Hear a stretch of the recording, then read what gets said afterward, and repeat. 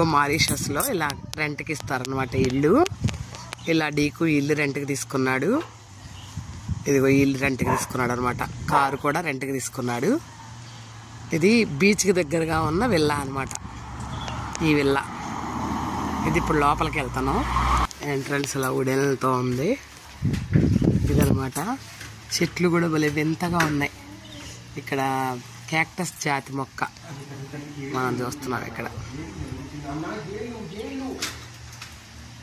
ఇది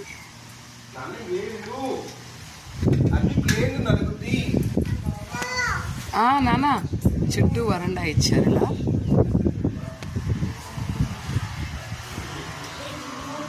ఇక్కడ SIT area కూడా ఇచ్చారనమాట. ఇది ఇటు పక్కన కనిపించేది సముద్రం. ఇక్కడ ఒక వాష్ బేసిన్ ఇచ్చారు. ఇది బ్యాక్ సైడ్. ఇది కిచెన్ అనమాట.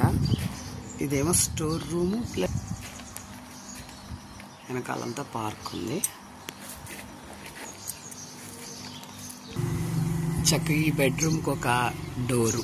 ఈ డోర్లు కూడా పెద్ద పెద్దగా ఉన్నాయి. ఇది అనమాట.